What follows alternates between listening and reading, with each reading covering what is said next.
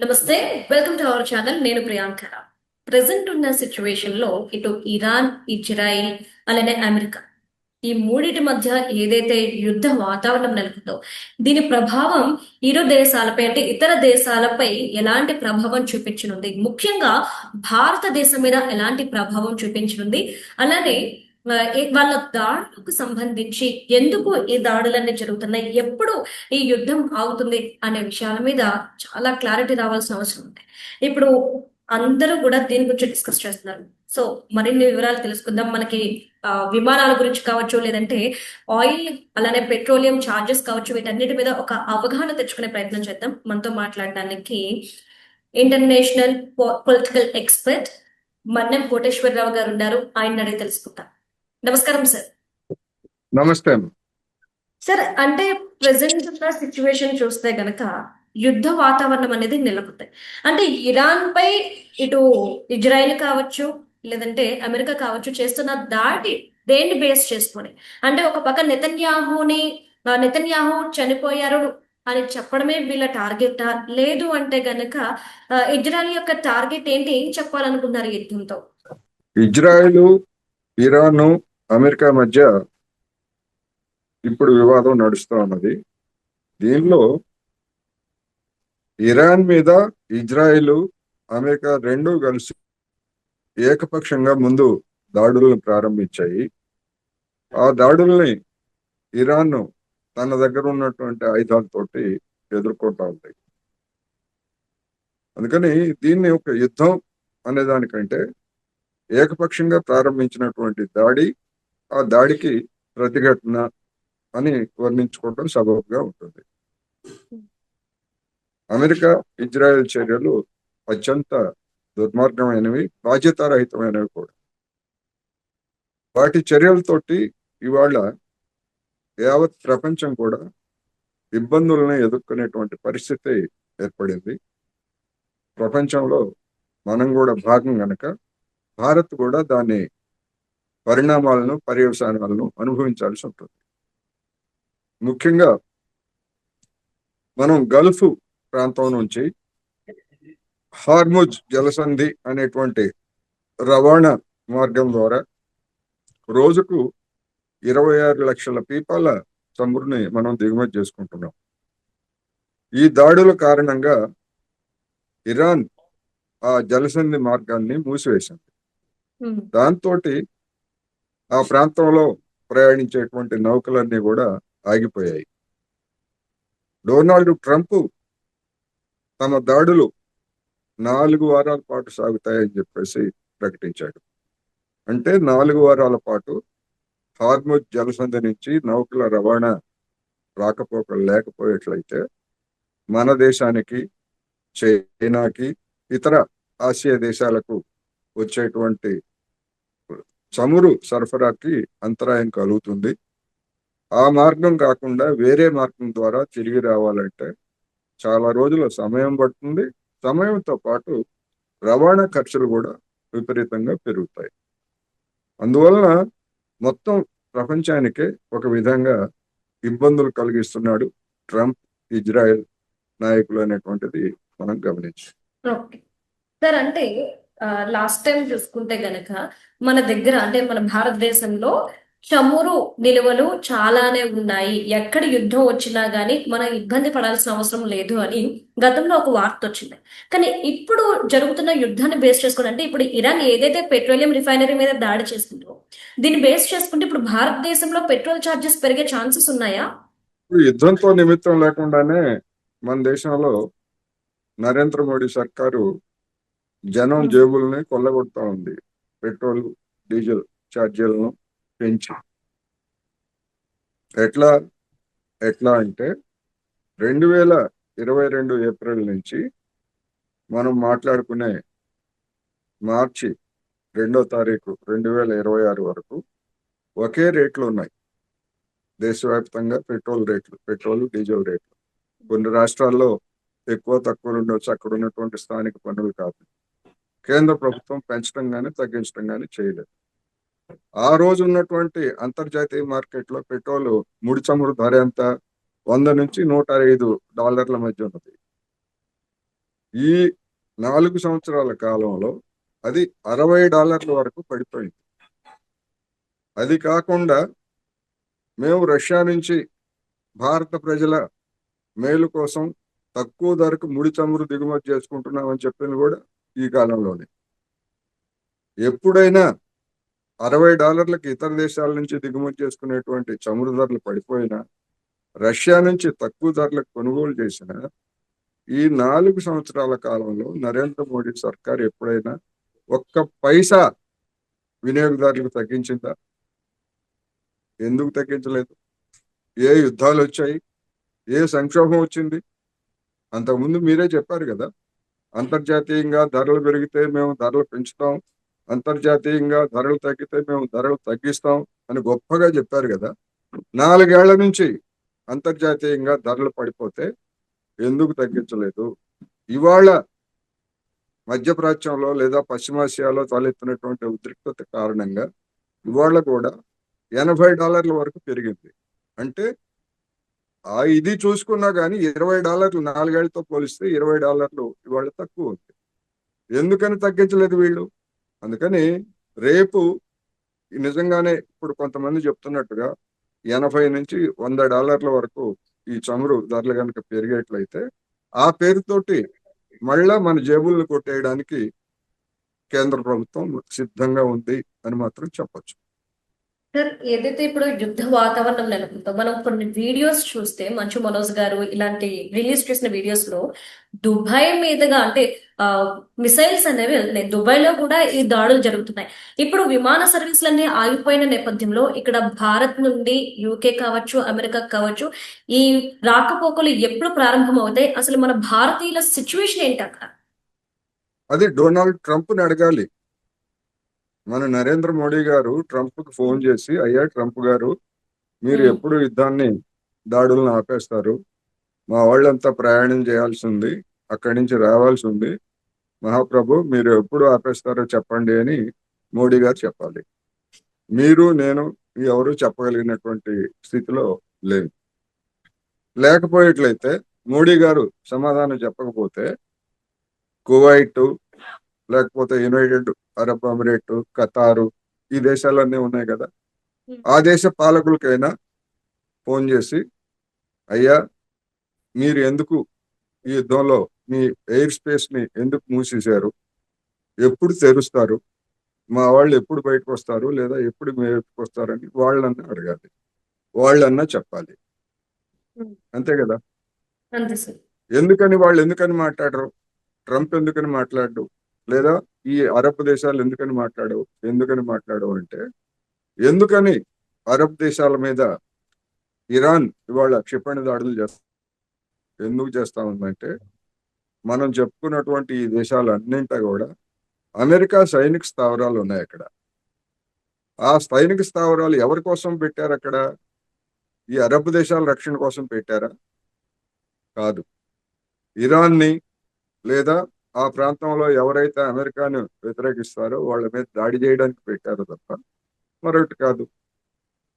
ఆ అమెరికా సైనిక స్థావరాలను ఆ దేశాలు ఎందుకు అంగీకరించాలి, ఎందుకు అనుమతించాలి? ఖాళీ చేయమని చెప్పేసి, ఇప్పుడు మన దగ్గర అద్దెకు ఉండేటువంటి వాడు ఎవడన్నా అద్దె ఇవ్వకపోతే ఖాళీ చేయమని చెప్పేసి చెప్తాం. ఇరాన్ వాళ్ళు దాడి చేస్తామని చెప్పేసి ఎప్పుడో చెప్పారు కదా. మరి చెప్పినప్పుడు మీరు స్థావరాలను ఖాళీ చేయండి, లేకపోతే ఇరాన్ వాడు మా మీద దాడి చేస్తాడు, మా ప్రజలకు ఇబ్బంది అని చెప్పేసి ఈ దేశాలు ఎందుకని మాట్లాడలేదు? అందుకని ఒక నాటకం. అమెరికా, ఈ ఇరాన్ ని వ్యతిరేకించేటువంటి గల్ఫ్ దేశాలు, ఇజ్రాయెల్ అందరూ కలిసి ఇరాన్ మీద కలిసికట్టుగా చేస్తున్నటువంటి దాడి. ఆ దాడిని ప్రతిఘటించేటువంటి క్రమంలో అమెరికా యుద్ధ స్థావరాల మీద ఇరాన్ దాడులు చేస్తా ఉంది. ఆ క్రమంలో కొన్ని పోతున్నాయి. ఇప్పుడు కువైత్ లో తాజాగా మనం మాట్లాడుకునేటువంటి సమయంలో వస్తున్నటువంటి వార్తలు ఏంటి? ఒక 3 అమెరికా యుద్ధ విమానాలు, జెట్ ఫైటర్స్ కూలిపోయాయి. అమెరికా ఏం చెప్తా ఉంది? ఇది ఫ్రెండ్లీ ఫైర్ లో, ఒకవైపు యుద్ధం జరుగుతూ ఉంటే దాన్న బొమ్మలాట, పిల్లలు ఆడుకునేటువంటి బొమ్మలాట. ఫ్రెండ్లీ ఫైర్ లో 3 జెట్ విమానాలు, అమెరికా యుద్ధ విమానాలు ఫ్రెండ్లీ ఫైర్ లో కూలిపోయాయి అని చెప్పేసి చెప్తున్నారు. ఒకవైపు ఇరాన్ ఏం చెప్తా ఉంది? మేము వేసినటువంటి క్షిపణుల కారణంగానే కూలిపోయాయి అని చెప్పేసి చెప్తాం. రెండో వైపు ఇందాక మీరు అన్నట్టుగా నెతన్యాహు, ఇజ్రాయెల్ ప్రధాని నెతన్యాహు కార్యాలయాన్ని మేము టార్గెట్ చేసుకున్నాము, బాంబులు వేశాము, ఆ, క్షిపణులు వేశామని చెప్తుంది. అక్కడ ఏం జరిగింది ఏమిటనేటువంటిది ఇంకా మనకి నిర్ధారణగా వార్తలు రాలేదు. ఒకవైపు వాళ్ళ సుప్రీం లీడర్ని బాంబు టార్గెట్ చేసి దాడులు చేసి చంపేస్తే వాళ్ళు మౌనంగా ఉంటారా? నెతన్యాహు కావచ్చు, దొరికితే డొనాల్డ్ ట్రంప్ నైనా కానీ లేపేస్తారు కదా. అందుకని ఇవాళ ఇటువంటి పరిస్థితిని సృష్టించడానికి కారకులు ఎవరంటే అమెరికా, అమెరికాతో ఉన్నటువంటి ఇజ్రాయెల్, వాళ్ళకి మద్దతు ఇస్తున్నటువంటి ఇతర దేశాలు. బ్రిటన్ ఏం చెప్తా ఉంది? మా సైనిక స్థావరాలను మీరు వినియోగించుకొని ఇరాన్ మీద దాడి చేయండి అని చెప్తా ఉంది. ఏంటి బ్రిటన్కి ఏంటి అవసరం? ఇరాన్కి బ్రిటన్కి ఏమన్నా పంచాయతీ ఉందా? గట్టు పంచాయతీ లేదు కదా. అంటే వాళ్ళ స్థావరాలను ఉపయోగించుకొని ఇరాన్ మీద దాడి చేయమంటారు. నిన్న మొన్నటి వరకు డొనాల్డ్ ట్రంప్ మా దేశాన్ని 51వ రాష్ట్రంగా విలీనం చేసుకుంటాము అంటే కెనడా అభ్యంతరం తెలిపింది. లేదా డొనాల్డ్ ట్రంప్ పన్నులు విధిస్తే మేము కూడా పన్నులు విధిస్తాము అని వ్యతిరేకించింది. అలాంటి కెనడా ఇవాళ అమెరికా జరిపేటువంటి దుర్మార్గాన్ని సమర్థిస్తూ మాట్లాడుతూ ఉంది. ఏంటి వీళ్ళకు ఉన్నటువంటి బంధం ఏమిటి? అందుకని ప్రపంచంలో ఒక ప్రమాదకరమైనటువంటి పరిస్థితిని అమెరికా సృష్టిస్తూ ఉంది. దానికి మద్దతు ఇచ్చేటువంటి వాళ్ళు లేదా మౌనంగా తటస్థంగా మనం ఏమి మాట్లాడకూడదని చెప్పేటువంటి వాళ్ళు కూడా ఒక విధంగా చెప్పాలంటే వాళ్ళకి పరోక్షంగా మద్దతు ఇస్తున్నట్టే అని చెప్పుకోవాలి. సార్ అంటే ఇరాన్ ఈ యుద్ధంలో ఫెయిల్ అవుతుంది ఎందుకు అంటే చైనా నుండి ఏవైతే ఇరాన్ దిగుమతి చేసుకుందో మిసైల్స్ కావచ్చు ఇవి సో ఇవి సరిగ్గా పనిచేయట్లేదు. అందుకే ఈ రోజు ఇజ్రాయెల్ని కావచ్చు అమెరికాని కావచ్చు ధీటుగా సమాధానం ఇవ్వలేకపోతుంది అన్న ఒక వార్త వచ్చింది సార్. నిజంగా చైనా నుండి వచ్చిన ఏవైతే మిసైల్స్ లాంటివి ఉన్నాయో అవి పనిచేయట్లేదా? ఇప్పుడు చైనా ఏం ఆయుధాలు ఇచ్చింది ఏమిటనేటువంటిది ప్రపంచానికి తెలియదు. ఉమ్, రష్యా ఏ ఆయుధాలు ఇచ్చింది ప్రపంచానికి తెలియదు. అవి పనిచేసాయా లేదా అని ఎవరు చెప్తున్నారు మనకి? ఆమె ఇరాన్ చెప్తా ఉందా? చెప్తుంది ఎవరంటే అమెరికా వాళ్ళు చెప్తున్నారు, లేదా బ్రిటన్ వాళ్ళు చెప్తున్నారు. వాళ్ళు చెప్పేటువంటి మాటల్ని మనం ఎందుకు నమ్మాలి అనేటువంటి ప్రశ్న. అందుకని ఉమ్, ఇలాంటి సందర్భాల్లో అబద్ధాలను ప్రచారం చేయడంలో అంతర్జాతీయంగా ఉన్నటువంటి మీడియా కావచ్చు లేదా దేశాలు కావచ్చు ఇవన్నీ కూడా పేరు మోసాయి. ఎవరు ఏమి అన్ని నాశరకమై తుస్సుమన్నాయి అని అంటే మరి కువైట్ లో 3 అమెరికా యుద్ధ విమానాలు ఎలా కూలిపోయాయి? మరి ఇజ్రాయెల్ మీద అనేక ప్రాంతాల మీద వేసినటువంటి క్షిపణులు పేలి మొత్తం యావత్ ఇజ్రాయెల్ దేశంలో ఉన్నటువంటి పౌరులందరూ కూడా బంకర్లలోకి దూరి ప్రాణాలు కాపాడుకుంటున్నారు. ఎందుకు కాపాడుకుంటున్నారు? అందుకని ఇవన్నీ కూడా ఏంటంటే కట్టుకథలు. వీటిని మనం నమ్మాల్సినటువంటి అవసరం లేదు. లేదు ఒకవేళ చైనా ఆయుధాలు పని చేయలేదు, పని చేయకపోతే ఇరాన్ వాళ్ళే ఆయుధాలు చేసుకుంటారు, లేదా మంచి ఆయుధాలను తర్వాత చైనా వాళ్ళు తయారు చేస్తారు. మనం అనేక రాకెట్లను ప్రయోగించాం. మన దేశంలో ఇస్రో వాళ్ళు రాకెట్లు అనేకం కూలిపోయాయి. కూలిపోయినంత మాత్రం మనం చేతులు ముడిచి కూర్చుకోలేదు. ఎందుకు కూలిపోయాయి, ఏమిటి లోపాలు ఏమిటి అని తెలుసుకొని మళ్ళీ మనం సక్సెస్ఫుల్ గా రాకెట్లను ప్రయోగించాం. క్షిపణులు కూడా అంతే కదా. మనం కూడా ప్రయోగించినటువంటి క్షిపణులు కొన్ని ఫెయిల్ అయ్యాయి. అందుకని చైనా అయినా ఎవరైనా అటువంటిదే ఉంటది. కాకపోతే ఏంటంటే ఇట్లాంటి సందర్భాల్లో చైనా పోయింది, చైనా పోయింది, చైనా పోయింది, పోయిండొచ్చు. పోతే ఏంటి? ఇప్పుడు పాకిస్తాన్ కి ఆపరేషన్ సింధూర్ సందర్భంగా చైనా ఆయుధాలు ఇచ్చింది. అవి కూడా ఇట్లాగే తుస్సుమన్నాయి అని చెప్పారు. నిజమే, తుస్సుమన్నాయి. మరి మన రాఫేల్ విమానాలు ఎందుకు కూలిపోయాయి? అవి తుస్సుమంటే సమాధానం చెప్పాలి కదా ఈ కబుర్లని చెప్పేవాళ్ళు. అందుకని ఎప్పుడు కూడా ఇలాంటి కట్టుకథలు చెప్పేవాళ్ళు మన మీడియాలో ఉంటారు, బయట ఉంటారు. దేశాలు కూడా కొన్ని కట్టుకథలు చెప్పిస్తూ ఉంటాయి. వాటిని మనం పరిగణలోకి తీసుకోవాల్సినటువంటి అవసరం అయితే లేదు. ఓకే. సార్ అంటే ఒక పక్కేమో ఈ మూడు దేశాలు కొట్టుకు చేస్తుంటే మరో పక్క చూస్తే పాకిస్తాన్ నూర్ ఖాన్ ఎయిర్ బేస్ పై ఆఫ్ఘన్ డ్రోన్ దాడి చేసింది. అంటే ఇటు పాకిస్తాన్ ఆఫ్ఘనిస్తాన్ మధ్య కూడా యుద్ధం జరుగుతుంది. ఆ యుద్ధం వాళ్ళు కొట్టుకుంటారు, ఇక్కడ వీళ్ళు స్టార్ట్ చేశారు. ఏంటి సార్ ఇది? అంటే పాకిస్తాను ఆఫ్ఘనిస్తాన్ మధ్య ఆ, సరిహద్దు వివాదం ఉంది. అయితే ఆ ఉమ్, రెండు దేశాలు మిత్ర దేశాలుగా ఉన్నప్పుడు ఎలాంటి వివాదాలు జరగలేదు. ఇప్పుడు శత్రు దేశాలుగా మారినాయి గనక ఆ వివాదాన్ని ముందుకు తీసుకొస్తున్నారు. రెండవది, ఆఫ్ఘనిస్తాన్ లో ఉన్నటువంటి తాలిబాన్లని తయారు చేసింది ఎవరు? పాకిస్తాను, అమెరికా వాళ్ళు కలిసి పాకిస్తాన్ గడ్డ మీద వాళ్ళందరికీ శిక్షణ ఇచ్చి ఆయుధాలు, డబ్బు అన్ని ఇచ్చారు కదా. మరి ఆ తాలిబాన్లే ఇవాళ ఏకమేకై ఆ అమెరికాను ఆఫ్ఘనిస్తాన్ నుంచి తరిమేశారు. ఉమ్, ఆఫ్ఘనిస్తాన్ నుంచి తరిమేసిన తర్వాత మరి పాకిస్తాన్ కూడా అదే గతి పట్టింది. అందుకని ఆ కక్షను పెట్టుకొని ఆఫ్ఘనిస్తాన్ లో ఉన్నటువంటి ప్రభుత్వాన్ని కూల్చివేయడానికి అక్కడ ఉన్నటువంటి మరికొందరు తిరుగుబాటుదారులకి గతంలో ఎట్లాగైతే ఆఫ్ఘనిస్తాన్ లో ఉన్నటువంటి కొంతమందిని తాలిబన్లుగా వీళ్ళు తయారు చేశారో ఆ తాలిబన్లను వ్యతిరేకించేటువంటి వాళ్ళందరినీ కూడా ఇప్పుడు పాకిస్తాన్ సమీకరించి వాళ్ళకి శిక్షణ ఇస్తున్నది అనేటువంటి అభిప్రాయం కలగడంతో తాలిబన్లకి పాకిస్తాన్కి తగాదా వచ్చింది. అందుకని ఉమ్. అటు నుంచి ఇటు, ఇటు నుంచి అటు కొన్ని చర్యలు జరిగాయి. కొన్ని బాంబు దాడులు, ఆత్మహత్య దాడులు ఇట్లాంటివన్నీ కూడా జరిగాయి. ఈ నేపథ్యంలోనే ఇప్పుడు పరస్పరం దాడులు జరుగుతున్నాయి.